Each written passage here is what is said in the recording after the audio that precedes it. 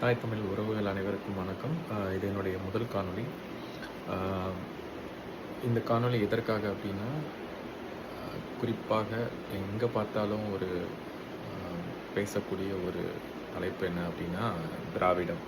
Okay, அதை பற்றி ஒரு சிறிய ஒரு காணொளி உருவாக்கலாம் அப்படின்னு சொல்லி தான் இந்த காணொளி உருவாக்கியிருக்கு. திராவிடம் அப்படின்னா என்ன அப்படின்னு பல பேருக்கு தெரியல. திராவிடம்னு ஒன்று இருக்கா அப்படின்னே தெரியல. ஆனாலும் எங்கே பார்த்தாலும் திராவிட மாடல், திராவிட முன்னேற்றக் கழகம், திராவிட அனைத்து இந்திய அண்ணா திராவிட முன்னேற்றக் கழகம், இந்த மாதிரி பல கட்சிகளின் பெயர்கள் அதில் வருது. அதே மாதிரி எங்கே பார்த்தாலும் நாங்கள்லாம் திராவிடர்கள், சில சில கம்யூனிட்டி, அதாவது சில சில ஜாதிகள்னு சொல்லலாம், இல்லை வந்து குடி அடையாளம்னு சொல்லலாம். அவங்களுக்கும் இந்த பேர், அதாவது இந்த ஆதி திராவிடர் அப்படின்லாம் பேர் வச்சுருக்காங்க. ஸோ அது எதனால் அப்படின்றத இன்றைக்கி பார்க்கலாம். ஓகே, நடுவில் அங்கங்கே சில ஆங்கில வார்த்தைகள் இருந்தால் அதற்காக மன்னிக்கவும். இந்த திராவிடம் அப்படின்றது என்ன அப்படின்னா, முதல்ல இது வந்து இதனுடைய பேரே வந்து திராவிடம் அப்படின்றது வந்து கிடையாது. அதனோட உண்மையான பேர் வந்து வேற. ஆனால் அது வந்து மருவி திராவிடமாக மாறியிருக்கு. அதற்கு 2 காரணங்கள் உண்டு. ஒன்று, ஆங்கிலேயர்களுக்கு அந்த வார்த்தை அவங்களுடைய வரையில் நுழையல, அதனால் அவங்க அந்த மாதிரி குறிப்பிட்டாங்க.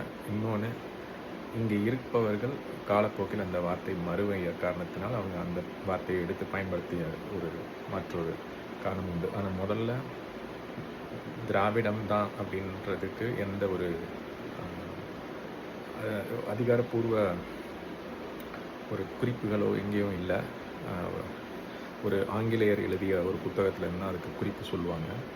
ஆனால் அதற்கும் முன்னாடி பார்த்திங்கன்னா இங்கே என்ன இருந்தது அப்படின்னா, முதல்ல அதுக்கு முன்னாடி ஒரு சின்ன ஒரு விளக்கம் கொடுத்து அவங்களுக்கு புரியும்னு நினைக்கிறேன். திரு அப்படின்ற ஒரு பேர் வந்து மரியாதைக்காக கொடுக்கறது. அதே நேரத்தில் அதே திரு அப்படின்ற அந்த பேர் வந்து இறைவனையும் குறிக்கும். திரு அப்படின்ற பேர் வந்து மரியாதைக்காக மட்டும் இல்லை, அது வந்து இறைவனையும் குறிக்கும். ஸோ இப்போ நீங்கள் ஒரு இடத்துல கோயில்கள்லாம் போனீங்கன்னா திருவடி அப்படிம்பாங்க. அப்படின்னா என்ன அர்த்தம் அப்படின்னா, இறைவனுடைய பாதம் அப்படின்னு அர்த்தம். இப்போ சில இடங்களில் திருவருள், இல்லை சில படங்கள்லே பார்த்தீங்கன்னா திருவருள்னு போட்டிருக்கோம். இல்லை அதெல்லாம் என்ன அர்த்தம் அப்படின்னா, இறைவனுடைய அருள். திரு அப்படின்ற வார்த்தைக்கு இறை அப்படின்ற ஒரு பொருள் உண்டு. மரியாதை அப்படின்ற ஒரு பொருள் இருந்தாலும் இன்னொரு பக்கம் வந்து இறை அப்படின்ற ஒரு பொருள் இருக்குது தமிழில். ஸோ இந்த தமிழ்நாடு அப்படின்றது வந்து சித்தர்கள் வாழ்ந்த பூமி, இறைவன் திருவிளையாடல் செய்த பூமி. அப்படிலாம் இருக்கும்போது இந்த மொத்த தமிழ்நாட்டையே வந்து ஒரு திரு இடம் அப்படின்னு சொல்லுவாங்க. திரு இடம் அப்படின்னா இறைவன் இருக்கின்ற இடம், இறைவன் வாழ்கின்ற இடம், அது இறைவன் வாழ்ந்த இடம் அப்படின்னு கூட நீங்கள் வச்சுக்கலாம். அது நீங்கள் திரு இடம் அப்படின்னு தமிழில் வராது. திரு கூட்டல் இவ் கூட்டல் இடம் அப்படின்னு தான் வரும். இப்போ திருவருள்னா திரு கூட்டல் இவ் கூட்டல் அருள், அப்போ திருவருள். திருவடினா திரு கூட்டல் இவ் கூட்டல் அடி திருவடி. அது மாதிரி தான் திரு கூட்டல் இவ் கூட்டல் இடம், திருவிடம். திருவிடம் இருந்தது, காலப்போக்கில் மருவி திராவிடம்னு ஆயிடுச்சு. அது வந்து தமிழ்நாட்டை மட்டும்தான் குறிக்குமான்னு கேட்டால், இப்போ இருக்கிறது தமிழ்நாட்டே வந்து உண்மையான தமிழ்நாடு கிடையாது. சில பகுதிகள் ஆந்திரா, கர்நாடகா, கேரளா, இது போன்ற, கேரளான்னு சொல்ல முடியாது, அதனுடைய உண்மையான பேர் வந்து சேரளம். ஸோ இதெல்லாம் பகுதிகள்லேயும் அங்கங்கே பிரிஞ்சிருக்கு.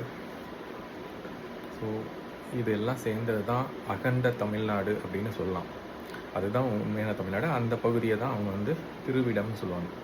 இதை தான் அவங்களும் எடுத்துக்கிட்டு இங்கே இருந்தவங்க அங்கே கர்நாடகா, ஆந்திரா, அதுக்கப்புறம் தமிழ்நாடு, கேரளா எல்லா பகுதியும் சேர்ந்தவங்க வந்து திராவிடர்கள் அப்படின்னு சொல்லிட்டு இருக்காங்க. ஆனால் உண்மையிலே நம்ம எல்லாரும் திருவிடர்கள்னு சொல்லலாம், இல்லை திருவிடம்னு சொல்லலாம். திருவிடம் தான் கரெக்டு. அது வந்து ஒரு இறைவன் வாழ்ந்த இடம் அப்படின்றது குறிக்கிறது பேர். சரிங்களா? அதை ஜஸ்ட்டு சொல்லலாம் தான் இந்த வீடியோ, இந்த காணொளி. நன்றி தாய் தமிழ் உறவுகளே, வணக்கம். தமிழ் என்றும் வாழ்க.